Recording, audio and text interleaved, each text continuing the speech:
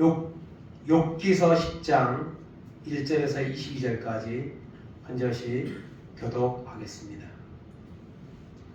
내 영혼이 살기에 곤비하니 내 불평을 토로하고 내 마음이 괴로운 대로 말하리라.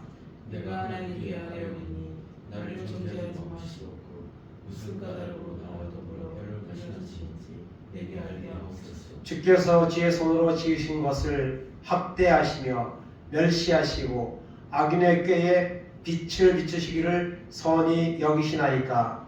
주께서 육신에 있는 이나이까 주께서 사람처럼 오시나이까. 주의 날이 어찌 사람의 날과 같으며 주의 해가 어찌 인생의 해와 같기로.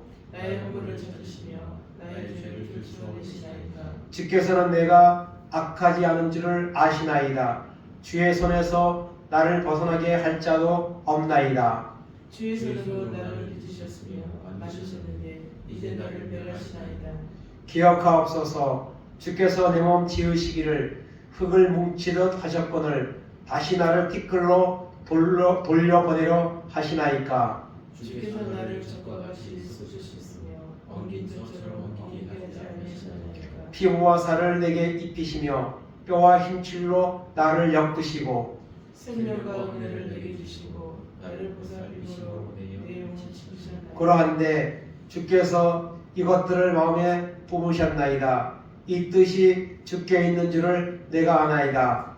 내가 범죄하면 주께서 나를 죄인으로 인정하시고 내 죄악을 사하지 아니하시나이다. 내가 악하면 화가 있을 것이오며 내가 의로울지라도 머리를 들지 못하는 것은 내 속에 부끄러움이 가득하고 내 환난을 내 눈이 보기 때문이다. 내가 머리를 높이 들면 주께서 젊은 사자처럼 나를 사랑하시며 내게 주의 놀라움을 다시 나타내시나이다. 주께서 자주자주 증거하는 자를 받고 나를 치시며 나를 향하여 진노를 더하시니 군대가 번갈아서 치는 것 같으니이다. 주께서 나를 태에서 나오게 하셨으면 어찌함이니까. 그렇지 않으셨더라면 내가 기운이 끊어져 아무 눈에도 보이지 아니하였을 것이라. 있어도 없던 것 같이 되어서 태에서 바로 무덤으로 옮겨졌으리이다. 내 날을 쫓지 아니하니까. 그런즉 그치시고 나를 보여주사 잠시나마 평안하게 하시되 내가 돌아오지 못할 땅 곧 어둡고 죽음의 그늘진 땅으로 가기 전에 그리하옵소서. 땅은 어두워서 흑암 같고 죽음의 그늘이 져서 아무 구별이 없고 광명도 흑암 같으니이다. 아멘.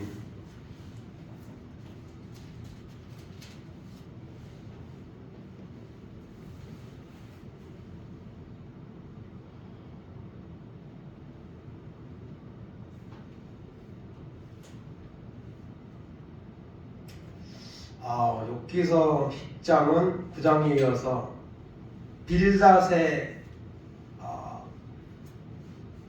의견에 대한 욥의 답변입니다. 10장에서 욥은 고난에 대한 탄식의 기도를 하나님 앞에 드리고 있습니다. 자신의 무죄성을 주장하며 고통이 지금 찾아온 고통과의 그 관계성을 지금 표현하면서 자신의 그 입장을 탄원하는 식으로 하나님 앞에 쏟아내는 이런 내용을 담고 있습니다. 그래서 고난에 대한 욥의 탄식, 하나님을 향한 욥의 기도는 기도인데 탄식이 들어있는 그런 이제 기도의 내용으로 되어져 있는 것을 보게 됩니다. 그래서 오늘 본문의 말씀을 이제 살피면 첫째로 1절에서 7절까지는 고난에 대해 항변을 합니다. 자신의 무죄성과 고통의 관계를 1절에서 7절까지 표현을 합니다.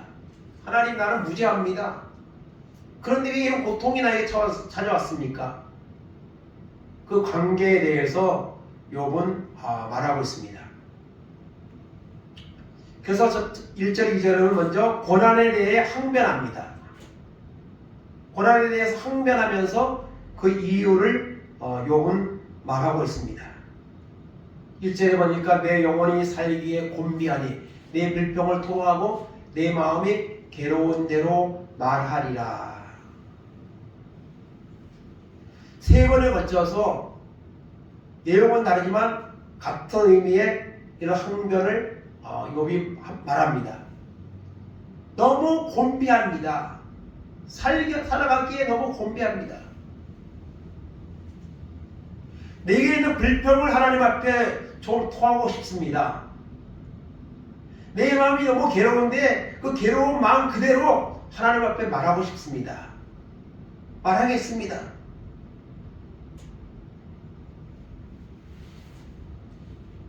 욥의 친구들은 욥의 변증에 대해서 냉소적인 그런 반응을 보였습니다. 그래서 욥은 이 말들을 하는 것은 하나님 나는 결백합니다. 사람은요 죄를 지어놓고도 결백을 주장하는 경우가 많습니다. 근데 욥은 아무리 생각해도 오늘 말씀에도 여러분 2절에도 나왔지만 무슨 까닭으로 나와 더불어 변론하시는지 내게 알게 하옵소서. 하나님 나 지금 너무 힘듭니다. 그런데 나에게 찾아온 고통이 왜 하나님이 나에게 주셨습니까? 그거 좀 설명해 주세요. 알게 하옵소서. 여기서 여러분 변론한다는 것은 욥이 당하고 있는 이 고난이 왜 하나님 나에게 이걸 허락하셨습니까? 그거 좀 하나님 알려주옵소서. 그렇게 말하고 있습니다. 그러면서 이제 보니까 내가 하나님께 아뢰입니다. 기도하는 거죠. 나를 정죄하지 마시옵고 하나님 너는 죄가 많아 너는 죄이냐 하고 정죄하지 말아달라고 욥은 말합니다. 그러면서 무슨 까닭으로 나와 변론하시는지 내게 알게 하옵소서. 왜 하나님은 고난을 나에게 지금 주시고 계십니까? 욥은 그 이유를 알고 싶어합니다. 그리고 나를 정죄하지 마시옵고 이렇게 말하고 있습니다.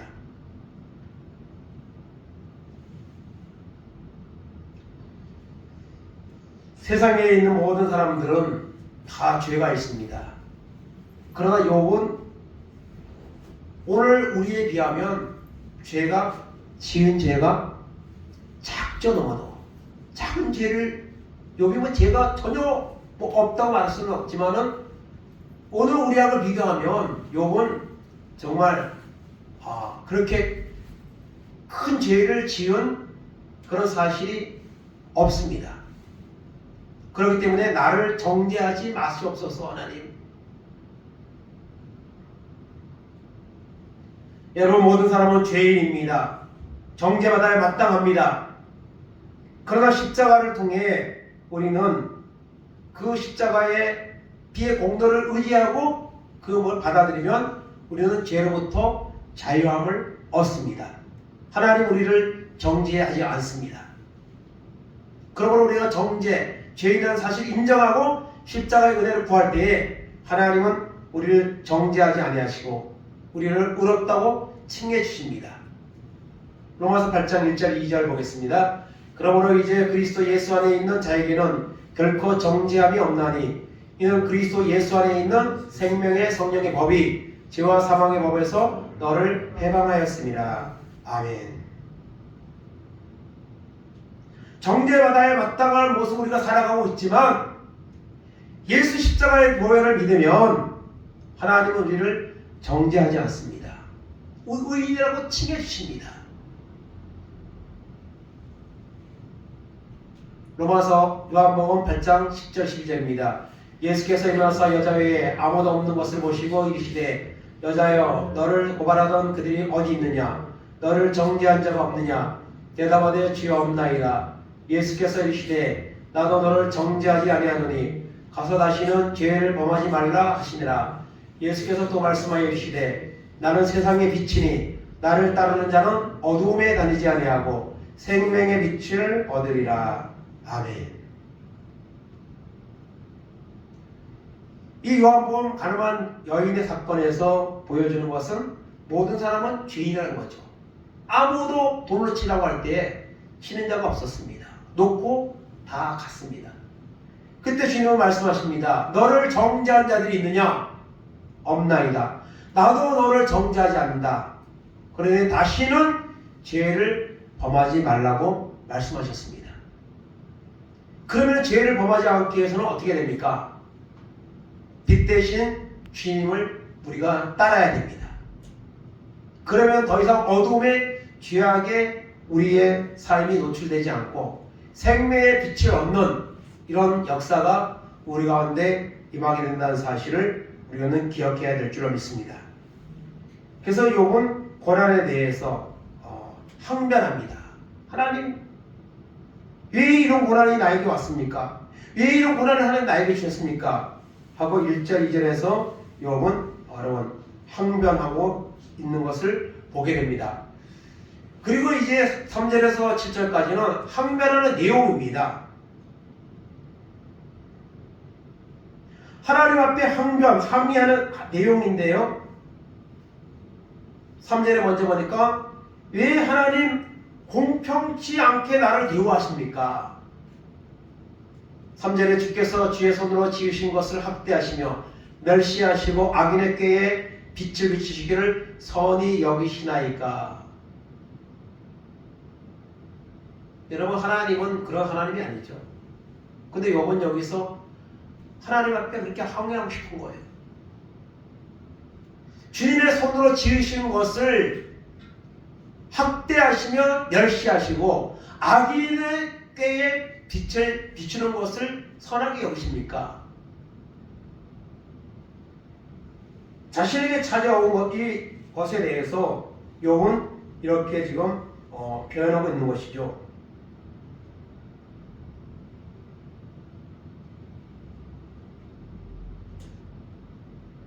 욥은 자신이 하나님이 지으신 작품이라는 사실을 여기서 말하고 있습니다. 주님이 나를 지으셨습니다. 주님이 나를 세상에 보내주셨습니다.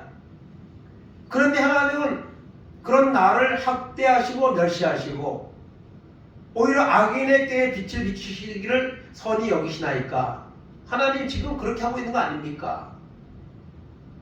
욥은 항변합니다. 그러면서 4절에 주께도 육신의 눈에 있나이까. 주께서 사람처럼 보시나이까. 여러분, 하나님은 사람이 아니시죠. 하나님은 영이시죠.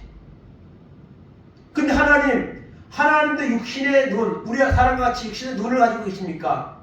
사람처럼 그런 관점에서 모든 것을 보십니까?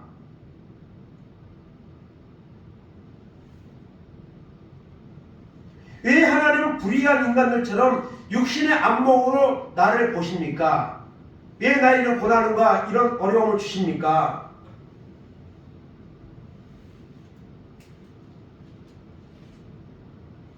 여러분, 하나님은 사람들처럼 생각하는 분이 아니죠. 하나님은요.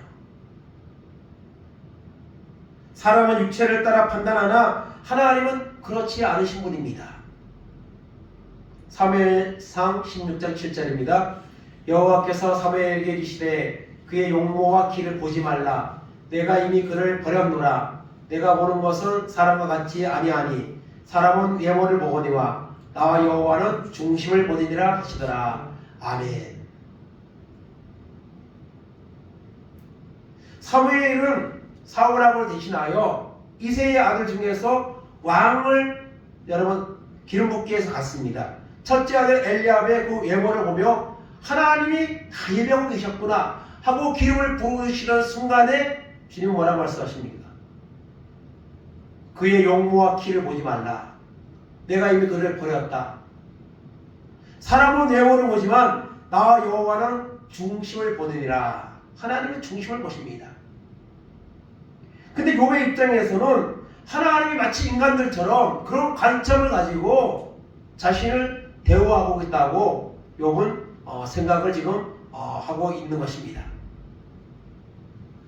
그러면서 5절에 말합니다. 주의 날이 어찌 사람의 날과 같으며 주의 해가 어찌 인생의 해와 같기로. 여러분, 주의 날은 사람의 날과 같지 않죠. 하나님은 초월적인 존재죠. 영원적인 존재입니다. 그런 의미가 있고요. 6절에 나의 허물을 찾으시며 나의 죄를 들추어내시나이까. 이 6절의 내용을 세번역에서는 이렇게 번역합니다. 하나님, 내 죄를 꼬치꼬치 밝혀내시려고 하십니까?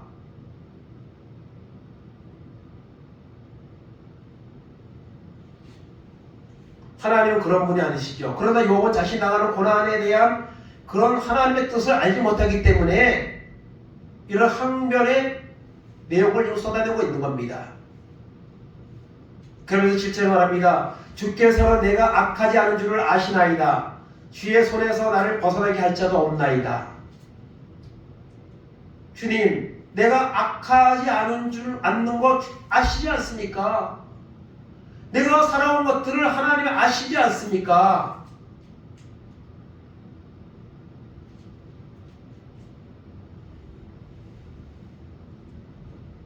욥은 자신이 흠이 없다는 사실을 하나님 앞에 지금 밝히고 있습니다. 하나님 알지 않습니까? 내가 언제 그렇게 악한 일을 했습니까? 하나님 다 아시지 않습니까? 그리고 주의 손에서 나를 벗어나게 할 자도 없나이다. 그래서 욥은 공평치 않는 그런 잣대로 자신에게 이런 고난을 주신 하나님에 대해서 욥은 지금 뭐하죠? 항변하고 있습니다. 그러면서 항변하는 내용은 결국 결론은 뭐죠? 하나님, 나는 무죄합니다. 그런데 나에게 찾아온 이 고통과 내가 그 이해할 수가 없습니다. 받아들일 수가 없습니다.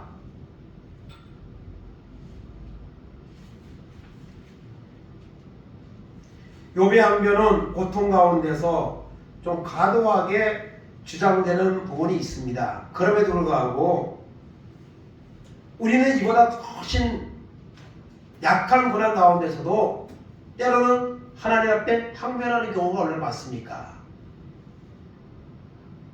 하나님이 나를 도와주지 않습니까? 하나님이 내 기도를 들어주지 않습니까? 그렇게 우리도 하나님 앞에 항변하는 경우가 있습니다. 근데 욥은요, 정말 이런 항변을 할 만큼 그런 삶을 살았던 사람이죠. 사단에게 자랑할 만큼 그렇게 욥은 정말 믿음으로 살았던 사람입니다. 두 번째로 8절에서 17절까지 말씀은 자신의 고난을 탄원하는 욥에 대해서 말하고 있습니다. 자신에게 당한 고난을 하나님께 탄원합니다. 그래서 그 내용을 보면 첫째로 8절 12절까지는 생명을 창조하시는 하나님에 대해서 말합니다. 생명을 창조하시는 하나님. 8절에 주의 손으로 나를 빚으셨으며 만드셨는데 이제 나를 멸하시나이까. 하나님이 나를 이 세상에 태어나게 하셨습니다. 보내주셨습니다. 대체 하나님이 아담을 흙으로 빚으러 만든 것 같이 욥은 하나님이 자신을 빚어서 하나님의 손으로 빚어서 만드셨다고 고백합니다. 여러분, 오늘 우리도 마찬가지입니다. 하나님 우리를 세상에 보내셨습니다. 우리를 생명을 세상에 나가 살도록 우리를 보내주셔서 우리는 그 삶을 지금 살아가는 과정 가운데 있습니다. 세상 사람들은 부모가 나를 낳았다고 그렇게 생각하지만 생명의 주체를 부모로 보지만, 육신의 부모로 보지만 하나님의 자녀들은 아니죠. 육신의 부모가 우리를 낳지만은 영적으로 보면 하나님이 우리를 세상에 보내신 거죠. 하나님이 창조주이시죠. 우리를, 나를 만드신. 그러면서 그 전에 말합니다. 기억하옵소서. 하나님 기억해 주세요.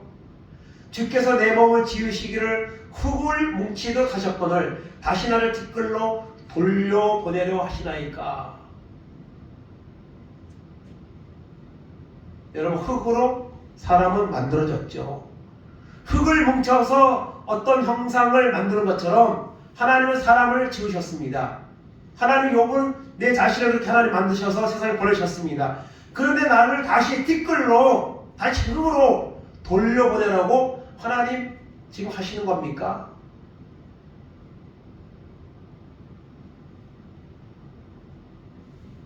이사야 64장 8절 9절입니다. 그러나 여호와여 이제 주는 우리의 아버지시니이다. 우리는 진흙이요 주는 토기장이시니 우리는 다 주의 손으로 지으신 것이니이다. 여호와여 너무 분노하지 마시오며 죄악을 영원히 기억하시 마시옵소서. 구하오니 보시옵소서. 보시옵소서. 우리는 다 주의 백성이니이다. 아멘. 우리는 진흙입니다. 주님은 토기장이십니다. 우리는 다 주님이 만드신 작품입니다. 그러니 하나님, 우리가 죄악 중에 있을지라도 너무 분노하지 마시옵소서. 죄악을 영원히 기억하지 마시옵소서. 구하오니 보시옵소서. 보시옵소서. 우리는 주의 백성입니다. 하나님의 은혜를 지금 이사야는 그 구원을 구하고 있습니다. 지금 욥이 말하는 것들이 그와 같은 고백들이죠.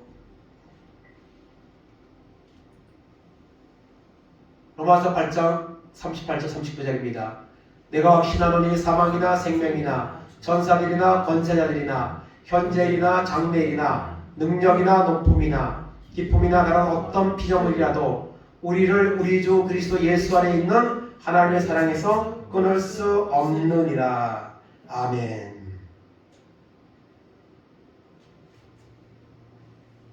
하나님이 나를 지으셨고 하나님이 나를 세상에 보내셨는데 나를 다시 티끌로 죽음의 어떤 그런 과정으로 나를 몰아가십니까? 하나님 나를 버리지 마옵소서. 여기서 우리가 성도의 견인이라는 단어를 떠오르는데요. 하나님의 택한 자를요 절대로 버리지 않습니다. 때로 징계를 통해서 연단을 하시지만 망하는 길로 영원히 하나님을 떠나서 멸망의 길로 가도록 하나님은 절대로 하지 않습니다. 그 사실을 우리는 기억해야 됩니다.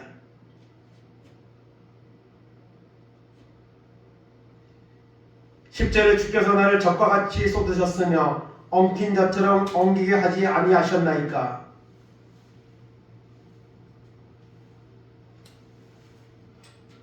여러분 이것은 수태, 사람이 여기 임신을 하게 되면 수태하게 되면 이제 그 히브리적 표현입니다. 이것은 태아가 자라는 것, 어머니의 몸속에 태아가 자라는 것 너무나도 신기하고 신비롭죠. 그 뱃속에서 숨을 쉬어야 되는데 산소까지도 다 빗줄을 통해서 공급이 되어서 그 자라나는 것, 형체를 잃어가는 것 참 너무 신기하죠. 욥은 거의 그런 같은 사실에 대해서 지금 이 표현을 하고 있는 겁니다. 하나님의 창조에 대해서 이런 표현을 하며 살아가는 사람이 얼마나 있겠습니까? 이런 표현을 할 수 있는 사람이. 그리고 11절에 피부와 살을 내게 입히시고 뼈와 힘줄로 나를 엮으시고 태아에서 그것이 자라죠. 자라면 어떻게 됩니까? 그것이 거기서 뼈도 생기고 눈도 생기고 손가락 이런 거 다 생겨가는 그 과정을 욥이 지금 설명하고 있는 거예요. 그러면서 12절에 생명과 은혜를 내게 주시고 나를 보살핌으로 내 영을 지키셨나이다. 하나님이 나를 이렇게 신비한 과정을 통해서 태어나게 하시고 지금까지 살게 하셨나이다. 생명과 은혜를 내게 주시고 욥은 과거의 삶 속에서 하나님이 생명을 주셨고 은혜를 주셨고 욥의 가정에 여러분 복을 주셨습니다. 그리고 욥을 하나님은 보살펴 주셨습니다. 보살피심으로 내 영을 지키셨나이다. 하나님은 지금까지 나를 세상에 보내시고 나를 축복하시고 나의 삶을 인도하셨습니다. 자신의 고난을 탄원하는 가운데 욥은 창조주 하나님에 대해서 정말 자세하게 표현합니다.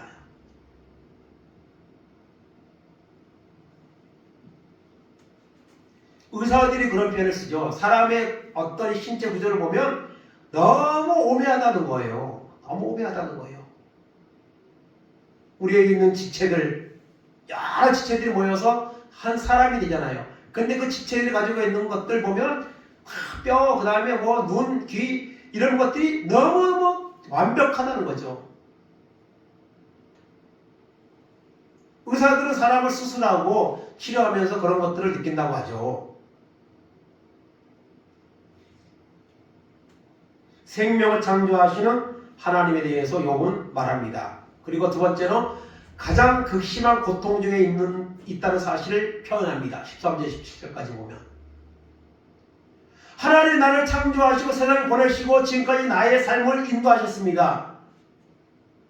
그런데 13절에 보니까 그러한데 주께서 이것들을 마음에 부으셨나이다.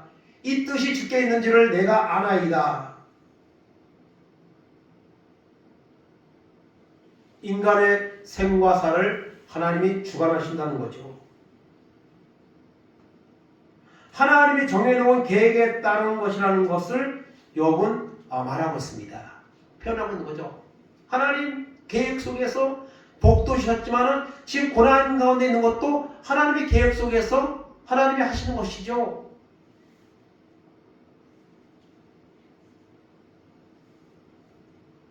그러면 14절에 말합니다. 내가 범죄하면 주께서 나를 죄인으로 인정하시고 내 죄악을 사하지 아니하시나이다. 죄의 결과에 대해서 책임을 물으시고 그 동기에 대해서도 하나님은 지적하시죠. 이 14절의 고백은 자신의 무죄함을 간접적으로 지금 주장하는 거예요. 하나님 나를 범죄자로 지금 인정하시고 그래서 이런 고통을 하나님 주신 것이죠. 그러면 15절에 말합니다. 내가 악하면 화가 있을 것이오며 내가 의로울지라도 머리를 들지 못하는 것은 내 속에 부끄러움이 가득하고 내 환난을 내 눈이 보기 때문이다. 악하면 뭐가 와요? 화가 있고. 근데 욥은 자신이 의롭다고 여기며 살아왔습니다. 지금도 의롭다고 여깁니다. 왜? 자기가 살아온 과거를 돌아볼 때에. 그런데 지금은 머리를 들지 못할 정도로 너무도 비참한 이런 현실의 고통 가운데 빠져 있습니다. 그 환난을 내 눈이 내 자신을 보고 있다고 욥은 말합니다. 사람들은 고통의 순간은 빨리 지나가기 원하죠. 그리고 고통의 시간은요 짧아도 굉장히 길게 느껴집니다. 기쁨은 오래가기 원합니다. 그게 사람이 가지고 있는 다 본심이죠. 그래서 욥은 가장 극심한 고통 중에 있는 자신을 하나님 앞에 지금 표현하고 있는 것들을 보게 됩니다. 16절은 내가 머리를 높이 들면 주께서 젊은 사자처럼 나를 사랑하시며 내게 주의 놀라움을 다시 나타내시나이다. 너무 힘들고 고통 가운데서 머리를 들면 주께서 젊은 사자가 사냥을 하는 것처럼 나에게로 고통으로 계속 공격을 하고 계십니다. 그래서 계속 나오는 단어가 뭐죠? 주께서입니다. 욥은 자신이 당하고 있는 고난이 하나님께로부터 온 것이라는 것을 부정하지 않습니다. 17절에도 주께서 자주자주 증거하는 자를 받고 나를 치시며 나를 향하여 진노를 더하시니 군대가 번갈아서 치는 것 같으니이다. 한 사람을 갖다가 여러 사람이 이 사람 때리고 저 사람 때리고 막 이렇게 공격하듯이 하나님은 나를 지금 그렇게 대하고 있습니다. 나를 그런 사지로 몰아가고 가고 있습니다. 그래서 나는 너무 힘듭니다. 하나님. 고통 중에 있는 자신의 모습을 하나님 앞에 항변하며 욥은 계속해서 표현하고 있는 것을 보게 됩니다. 마지막 세 번째로 18절에 22절은 죽음에 대한 재동경입니다.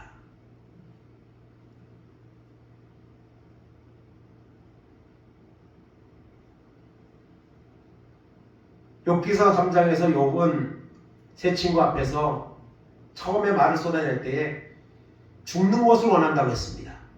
태어나지 않았으면 좋았을 뻔했다고 그렇게 자신의 생일을 저주하는 그런 내용을 쏟아냈습니다. 그런데 욥은 다시 오늘 본문 18절에서 22절에서 죽음에 대해서 동경하는 이런 마음을 갖습니다. 사람이 너무 고통스러우면 어떡합니까? 죽음을 원할 때가 있죠. 너무 고통스러우면 차라리 죽으면 이 고통이 끝날 텐데,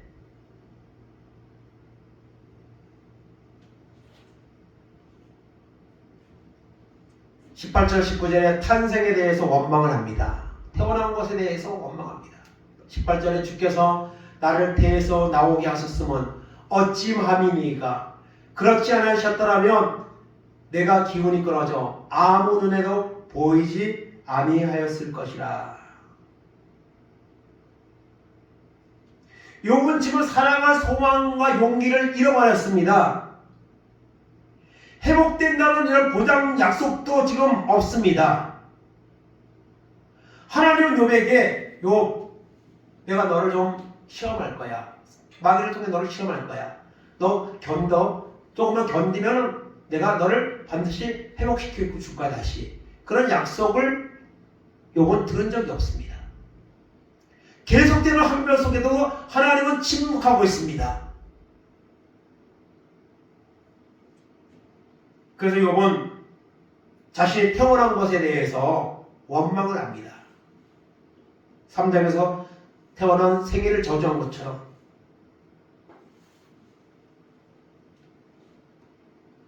19절에도 있어도 없던 것 같이 되어서 태에서 바로 무덤으로 옮겨졌으리다. 태에서 바로 무덤으로. 여러분, 태어나다가 생명을 잃는 경우도 많죠. 그리고 여러분, 분명히 생명이 잉태가 되었는데 낙태를 통해서 태어나지도 못하고 여러분 그냥 죽어버리는 그런 사람의 숫자가 태어난 사람보다 더 많습니다. 이 낙태. 그래서 한편에서는 낙태에 대해서 합법적으로 선택권을 줘야 된다, 그렇게 주장을 하기도 하죠. 그러나 하나님을 믿는 입장에서, 기독교 입장에서는 절대로 이거는 허용할 수 없는 거죠. 하나님 주신 생명을 사람의 마음대로 할 수 있는 것은 아니죠. 있어도 없던 것 같이 태에서 바로 무덤으로 옮겨졌으리이다. 차라리 하나님 안 태어났으면 이런 고통의 자리에 지금 내가 있지 않지 않을 것 아닙니까? 탄생에 대해서 원망을 합니다, 욥은. 그리고 이제 20절에 22절까지는 인간의 머무를 최후의 장소를 동경하는 욥의 심정에 대해서 말합니다. 그 당시만 해도 여러분 이 부활에 대한 어떤 내세에 대한 이런 것들이 확고하지 않은 그런 시대입니다. 그 시대는. 그렇다고 해서 세상에서의 삶으로 끝난다고 그렇게 단정 지을 수도 없지만은 확실하게 오늘과도 마찬가지입니다. 오늘 하나님 믿는 사람들 중에도요, 죽으면은 그만이지. 예수 잘 믿고 천국 가야 됩니다. 제가 센터에 예배드릴 때 어르신들 이렇게 말하면, 죽으면 그만이지. 죽은 사람이 뭘 알아? 많이 믿었던 분들 중에서도 그런 말들을 해요. 욥은 최후의 인간이 머무를 장소, 그러니까 자신의 죽음이 이제 얼마 남지 않았다는 것, 생명이 얼마 남지 않았다는 것을 욥은 자신의 처지를 통해서 이제 자신을 바라보며 느끼고 있는 거예요. 그래서 20절에 뭐라고 합니까? 내 날은 적지 아니하니까 그런즉 그치시고 나를 버려두사 잠시나마 평안하게 하시래. 하나님, 내가 이제 내 생명이 이제 얼마 남았는지 이제는 조금밖에 안 남은 것 같습니다. 그런즉 나를 고난 가운데 있는 나를 더 이상 고난으로 몰아놓지 마시고 잠시나마 좀 편하게 하나님 해주시면 안 됩니까? 말할 수 없는 질병이나 이런 고통을 당할 때 사람들은 소원이 뭐냐면 하루라도 좀 안 아프고 편하게 좀 됐으면 좋겠다. 오늘 이런 고통의 질병의 고통 가운데 있지 않는 사람들에게는 이것이 당연한 것처럼 느껴지지만 여러분 그렇게 고난 가운데 있는 사람은요 이 고통이 좀 멈춰질 수 있다면 잠시라도 좀 편했으면 그런 마음을 갖게 되는 거죠.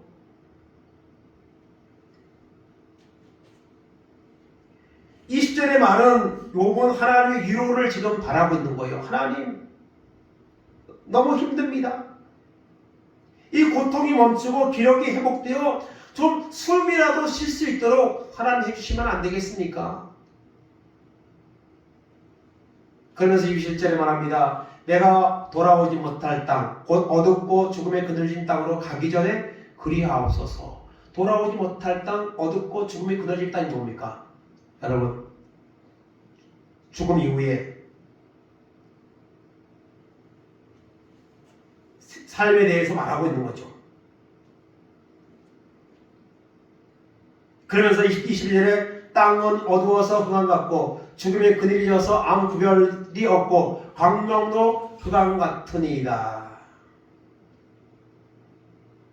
욥은 지금 어두운 죽음의 그늘 지금 상태에 지금 빠져 있습니다.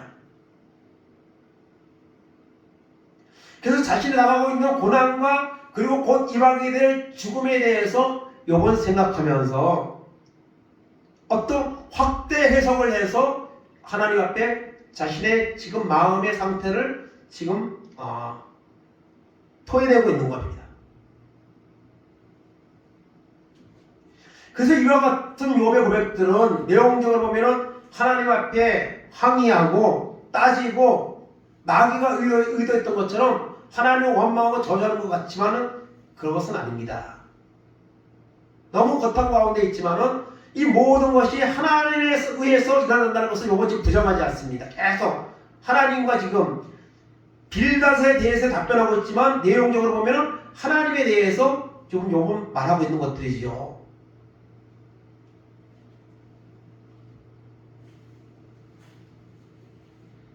하나님이 욥은 이렇게 힘든 가운데 항변하고 하나님 앞에 이런 여러 가지 창조에 대해서 또 사람의 태어남에 대해서 그리고 죽음 이후의 세계까지 내다보면서 욥은 너무 힘들어하고 또 자포자기와 같은 이런 모습을 두고 있지만 볼 수 있지만 그러나 이 모든 것을 종합해 보면 하나님의 은혜를 구하고 있는 겁니다. 하나님의 간섭을 하나님의 사랑을 다시 자신에게 임하기를 과거에 누렸던 그 영광 그 하나님이 다시 자신을 그렇게 세워주기를 간절히 욥은 원하고 있는 것입니다.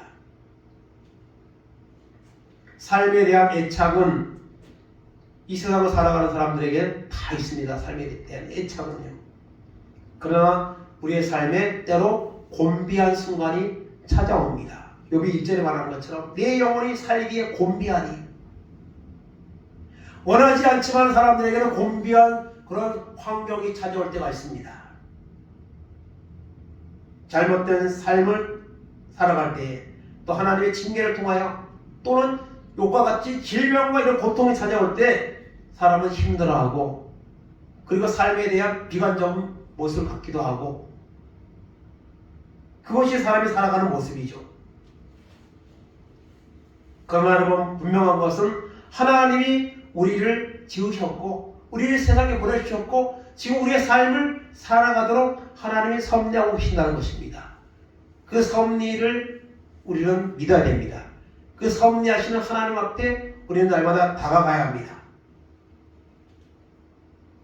하나님이 주신 삶입니다. 하나님이 부여한 삶입니다. 우리를 세상에 보내신 하나님의 그런 목적이 있습니다.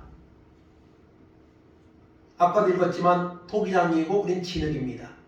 하나님 우리를 세상에 보내셨을 뿐 아니라 우리를 날마다 빚으셔서 우리를 사용하기 원하시고요.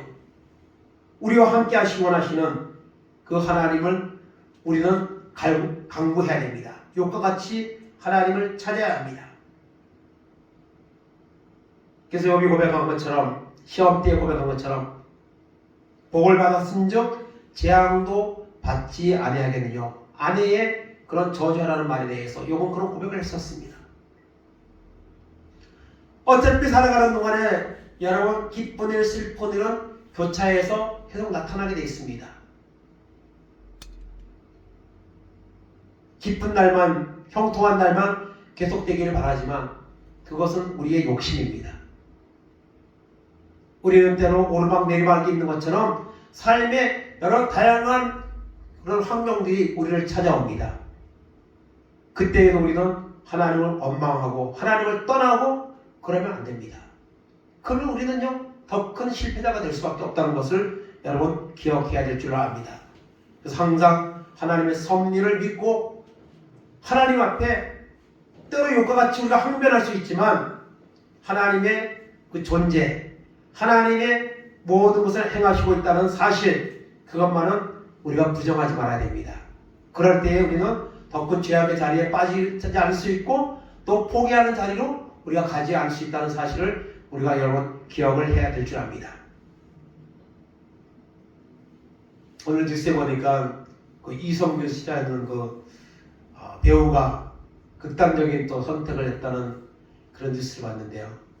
그분이 그 기생충 그 영화 거기에서 그 이제 회장으로 사장으로 이렇게 나왔던 분인데 아주 사람이 성실하고 사실 그런 분인데 마약에 연루가 돼가지고 조사를 받는 중에 뭐 음성으로 나오긴 했지만 이미 그 전에 해서 있는지 몰라도 그런 선택을 했다는 그런 뉴스를 보았습니다. 너무 안 됐더라고요. 너무 좋은 사람인데 그런 역할 배우로서 그런 삶을 살았던 사람인데 좀 힘들더라도 견뎠으면 협의가 있으면은 대가를 치르면 되는 것이고 그런데 사람은 연약한 존재입니다. 그런 압박이 올 때에 그런 일이 올 때에 나약하고 무너지기 쉬운 것이 사람이죠. 그렇기 때문에 우리가 전능하신 하나님을 우리가 믿어야 되는 것이고 그 하나님 앞에 도움을 구해야 되는 것이고 그 하나님 앞에 우리가 기도하며 살아가야 되는 줄 믿습니다. 마지막으로 전도서 7장 13절 14절 보겠습니다. 하나님께서 행하시는 일을 보라. 하나님께서 굳게 하신 것을 누가 능히 곱게 하겠느냐. 형통한 날에는 기뻐하고 공고한 날에는 되돌아보아라. 이 두 가지를 하나님이 병행하게 하사 사람이 그의 장래일을 능히 헤아려 알지 못하게 하셨느니라. 아멘. 다 하나님이 행하신 일입니다. 악한 자가 저렇게 악을 행하고 전쟁을 일으키고 무서운 사람을 죽여도 다 하나님의 섭리 안에서 그들이 그 일을 하고 있는 겁니다. 하나님이 행하시는 것을 못하게 누가 감히 하겠습니까? 그렇기 때문에 형통한 날에는 기뻐하시고 공고한 날에는 되돌아보시고 하나님의 도움을 우리가 구하며 살아가야 합니다. 이 두 가지를 살아가는 동안에 계속 병행하게 하시다 했습니다. 하나님은요. 하나님을 잘 믿는 사람에게도 이 병행하는 일이 일어납니다. 욥과 같이 이렇게 믿는 사람에게도 이런 공고한 형통한 날, 공고한 날이 여러분 찾아옵니다. 그렇기 때문에 공고한 날이 왔다고 우리가 너무 낙심할 필요가 없습니다. 하나님의 섭리를 바라보고 하나님께 회개하고 하나님의 뜻을 구하며 우리가 되돌아보며 믿음으로 나아가기를 하나님은 원하십니다. 그 사실을 기억하고 우리는 이 세상 살아가는 동안에 우리에게 주어진 삶이 하나님 주신 삶이고 귀한 삶이라는 것을 기억하고 토기장이 되신 하나님 앞에 우리의 삶을 온전히 맡기고 그분을 신뢰하며 믿음으로 살아가는 은혜가 우리 가운데 임하기를 바랍니다. 그러면 하나님은 욥을 회복하신 것처럼 우리에게도 반드시 우리를 멸망의 구렁텅이로 빠뜨리신 분이 아니고 우리를 훈련하시고 연단하시고 때가 되면 우리를 쓰시는 하나님의 사실을 기억하고 그 하나님을 의지하며 믿음으로 살아가고 승리하는 이런 우리 모두가 되기를 간절히 주님의 이름으로 축원을 드립니다. 아멘. 하나님 감사합니다. 욥이 고백한 것처럼 때로 하나님 세상을 사랑하는 것이 곤비할 때가 있습니다. 입에서 불평이 나오고 또 원망이 나올 때가 있습니다. 또 원치 않는 일로 시방 고통 가운데 빠져 살아갈 때도 있습니다. 그러나 욥이 고백한 것처럼 모든 것은 주님이 하시는 일입니다. 주님이 우리를 지으셨고 우리를 세상에 보내주셨고 우리의 삶을 주관하고 계십니다.